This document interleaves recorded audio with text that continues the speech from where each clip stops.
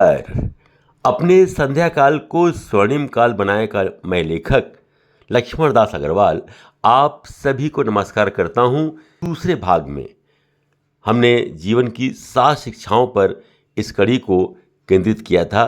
कुछ शिक्षाएं आप पहले भाग में सुन सके थे, अब दूसरे भाग में ये कुछ अन्य शिक्षाओं को हमने समाहित किया है। सुनिए, प्रतिक्रिया दीजिए और समय याद है ना, 6:30 बजे रोज शाम। हम लोग जीवन की 7 शिक्षाओं के बारे में बात कर रहे थे, जिनमें 3 शिक्षाओं के विषय में मैं बता चुका हूँ। पहली थी सबसे भारी बोझ जीवन का अंतिम समय में या आखिरी सालों में अकेलापन। दूसरी थी सर्वाधिक मूल्यवान वस्तु जीवन में है वो है स्वास्थ्य। और तीसरी थी कि भौतिक चीज़ों का कोई महत्व नहीं है। आइए अब चौथी शिक्षा जो मुझे मिली उसकी बात करते हैं। चौथी शिक्षा ये है कि आज़ादी बहुत ही मूल्यवान है। यहाँ आज़ादी का मतलब आत्मनिर्भरता, अर्थात आप स्वयं अपने हर काम को करने के लिए आज़ाद हों। कल्पना करें कि आपका पूरा जीवन तो ऐसा बीता जब आप किसी पर आश्रित नहीं रहे। आपने जो चाहा वो किया और अचानक ऐसा समय आ गया कि आपको साधारण से साधारण काम के लिए भी किसी न किसी की सहायता की ज़रूरत पड़ने लगी। यहाँ तक कि कपड़े पहनना, बाथरूम जाना या खाना पीना जैसे साधारण कार्य भी बिना दूसरों की सहायता के करना मुश्किल हो गया। किंतु यहाँ जो लोग भर्ती थे उनमें से काफ़ी लोगों के जीवन की सच्चाई यही थी। आज अगर आप भली भांति चलते फिरते हैं, अच्छी तरह से सोच सकते हैं, अपनी पसंद के काम कर सकते हैं, तो आप इसे ये ना माने कि हमेशा ऐसा ही चलता रहेगा, क्योंकि एक दिन ऐसा आ सकता है जब आप अपनी इस आज़ादी को खो बैठेंगे, अपनी इस आत्मनिर्भरता की आज़ादी को खो बैठेंगे।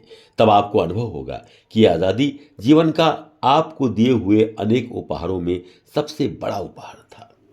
5वीं बात, छोटी छोटी बातें देती हैं सच्ची खुशी। वहां एक 85 वर्षीय महिला थी जिनके चेहरे पर हमेशा मुस्कुराहट खेलती रहती थी। एक दिन मैंने उनसे पूछा, आपकी मुस्कुराहट का रहस्य क्या है? उन्होंने कहा, मैं कभी ये नहीं सोचती कि मैंने कितना कुछ खो दिया। जो आज मेरे पास है मैं बस उसका आनंद लेती हूँ। खुशी बड़ी बड़ी चीज़ों में नहीं है, ये तो उन बड़े साधारण से पलों में सिमटी हुई है जो आपके आसपास ही है। जैसे अपने किसी मित्र से अच्छी सी बातचीत, जिसे आप गप्पबाजी भी कह सकते हैं, एक गर्मा गर्म चाय का प्याला, अस्त होते हुए सूरज की आपके चेहरे पर गिरती हुई नरम नरम रश्मियाँ, ये सब कुछ आपको खुशी दे सकता है और देता है अगर आप महसूस करें। जब आप बाहर की चीज़ों में खुशी को ढूंढना बंद कर देते हैं तब आपको अनुभव होगा कि खुशी तो हमेशा छोटी छोटी चीज़ों में मिलती है। और छठी बात जो मैंने सीखी वो है क्षमा अवसाद को, यानी टेंशन को दूर रखती है। आपके प्रति बहुतों ने खराब किया होगा, आपका दिल दुखाया होगा, आपको नुकसान पहुंचाया होगा, उन सबको क्षमा करना यही आपको शांति प्रदान करेगा। जब मैंने अपने अंतिम दिन नर्सिंग होम में बिताए तो मैंने कई लोगों को देखा जो पुरानी बातों का बोझ उठाए घूम रहे थे। उनके बच्चों ने उनके साथ जो किया, उनके प्रति क्रोध, पुराने मित्र, यहाँ तक कि कुछ लोग, वो लोग जो कि दुनिया छोड़ चुके थे, चाहे वो उनके जीवन साथी हों या बच्चे हों, उनकी बातें। तब मैंने नोटिस किया कि वे लोग जिनके मन में ये सारी पुरानी कड़ुआहटें भरी हुई थीं, वे ज़्यादा तकलीफ में जी रहे थे। उनके शत्रु वे लोग नहीं थे जो उनको दर्द दे रहे थे या तकलीफ दे रहे थे, बल्कि दर्द तो वे खुद अपने आप को दे रहे थे। एक महिला ने तो मेरे सामने अपना दिल खोलकर रख दिया और तब उसकी आवाज़ पश्चाताप से थरथरा रही थी। उसने कहा कि मुझे मेरी बहन को क्षमा कर देना चाहिए था। उसके शब्दों में जो पश्चाताप था वो मेरे मन में घर कर गया।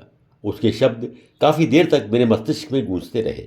उस क्षण मैंने महसूस किया कि दिल पर भारी बोझ लेकर अगर रहा जाए तो ये खुद को ही परेशान करता है। तब मैंने चुना कि मुझे सारी कड़वी बातों को भूल जाना चाहिए और जिन्होंने मुझे ये कड़वाहटें दी हैं उन्हें क्षमा कर देना चाहिए। दूसरों की गलतियों को क्षमा करना इसलिए ज़रूरी नहीं है कि उन्हें इसकी ज़रूरत है, बल्कि इसलिए कि मुझे शांति की ज़रूरत है। मैं क्यों उन पुराने शब्दों को जो मुझे तकलीफ देते हैं याद रखूं, जबकि वो कभी वापस नहीं हो सकते। कड़वे शब्दों को जो मुझे दर्द और तकलीफ दे रहे हैं उन्हें भुला दिया जाना चाहिए। और बस मैं खुद को बेहद हल्का महसूस करने लगा। मुझे लगा कि मैं अपने दिल पर जो पत्थर रखे हुए था, अंत में मैंने उसे अपने दिल से हटाकर नीचे फेंक दिया और मैं बेहद हल्का महसूस करने लगा। अगर कोई ऐसा व्यक्ति आपके जीवन में है तो आपको उसे क्षमा करने की ज़रूरत है और ये काम अभी करिए। और ये उनके लिए नहीं बल्कि अपने लिए, क्योंकि जीवन के अंतिम समय में घमंड से ज़्यादा शांति की आवश्यकता होती है। ये तो आप भी नहीं चाहेंगे कि आपके अंतिम समय में ये विचार कि मुझे ये तो पहले ही कर लेना चाहिए था, यह आपको परेशान करता रहे। और सातवीं बात, अंतिम बात जो मुझे समझ में आई वो ये है कि हर दिन ईश्वर का उपहार है।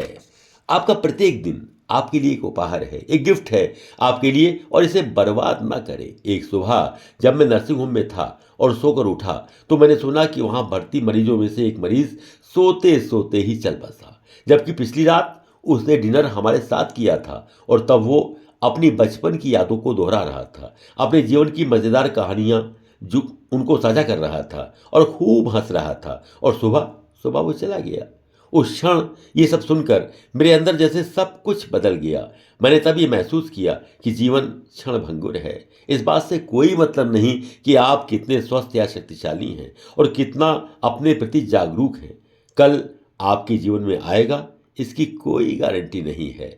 हम अपना काफ़ी समय उन चीज़ों पर बर्बाद कर देते हैं जिनका कोई मतलब ही नहीं है, उन चिंताओं में घिरे रहते हैं जो कभी आती ही नहीं हैं, और उन बातों पर पश्चाताप करते हैं जिन्हें हम बदल नहीं सकते। हम अपने दिल में बोझ पाले रहते हैं, कूड़ा भरे रहते हैं, और जो अच्छी चीज़ें हैं ना, जो हमें आनंद देती हैं या दे सकती हैं, उन्हें हम एक तरफ ढकेल देते हैं और खुद से कहते हैं कि एक दिन मैं इसे कर लूँगा, एक दिन मैं ये सब कुछ कह दूंगा। किंतु ये वाला एक दिन कभी नहीं आता, और तब अचानक एक दिन बहुत देर हो चुकी होती है। तो जो सबसे बड़ी शिक्षा मुझे मिली वो ये कि जब तक जिंदा हो, जिंदगी को भरपूर जियो जितना तुम जी सकते हो। जीवन का आनंद लेने के लिए सही समय आने का इंतजार मत करो, वो सही समय कभी भी नहीं आता, उसका कोई अस्तित्व ही नहीं है। सही समय या परफेक्ट समय तो बस अभी है अभी। जिन्हें आप प्यार करते हैं उन्हें बता दें कि उनका आपके लिए क्या महत्व है, क्या अर्थ है। अच्छी स्मृतियों का निर्माण करें, एक्सक्यूज को नहीं, अर्थात अच्छे और ढंग के काम करने से बचे नहीं, क्योंकि ये आपकी यादों में सुरक्षित रहेंगे। हर सुबह उगते सूरज की प्रशंसा करें जैसे ये आपके जीवन का अंतिम सूर्योदय है। जब भी मौका मिले हंसिए, खूब हंसिए, क्योंकि जब आपका आखिरी समय आएगा तब आप अपने किए पर पछतावा करने का समय भी नहीं पा पाएंगे। आप तब केवल उन पलों के प्रति पछताएंगे जो आपके हाथों से फिसल गए। हर दिन एक उपहार है, उसे बर्बाद न करिए। एक नर्सिंग होम में 2 माह बिताना कुछ ज़्यादा तो नज़र नहीं आता, किंतु इन 2 माहों ने मुझे बदलने के लिए काफ़ी कुछ दिया। ये मुझे अनुभूति कराने के लिए पर्याप्त था कि जीवन को वर्षों में नहीं नापा जा सकता, बल्कि उन पलों में नापा जाना चाहिए जिन्हें हमने गुणवत्ता के साथ संवारा है। हर दिन उनमें से हमने क्या चुना। उस नर्सिंग होम में कुछ लोग ऐसे भी थे जिन्हें अपनी किसी बात का बिल्कुल भी पछतावा नहीं था। वो खूब मस्ती के साथ जी रहे थे, जिसे उन्होंने प्यार किया, गहराई से प्यार किया, और वो पूर्ण शांति महसूस कर रहे थे। जबकि कुछ ऐसे भी थे जिनकी इच्छा थी कि काश वो चीज़ों को अलग तरीके से कर पाते। और इन सबसे ज़्यादा जो मैंने सीखा वो ये कि उम्र का बढ़ना इसमें नहीं है कि आपके कितने साल गुजर गए, बल्कि इसमें है कि आपने उन्हें कैसे बिताया। मेरी उम्र बढ़ने का भय नहीं है, परंतु मुझे समय बर्बाद करने का डर अवश्य है। अगर आप इसे पढ़ रहे हैं तो इस बात का कोई महत्व नहीं है कि आपकी उम्र क्या है। याद रखें, इंतज़ार ना करें जब तक कि आपको अपने स्वास्थ्य की वैल्यू समझने में ज़्यादा देर ना हो जाए। आपके संबंध और आपका स्वास्थ्य और आपको अपने उद्देश्यों का भान हो, क्योंकि तब आप बिना कुछ किए कमरे में बैठे हुए सिवा यादों के, तो आपको लगेगा कि आपको और कुछ ज़्यादा ही करना चाहिए था।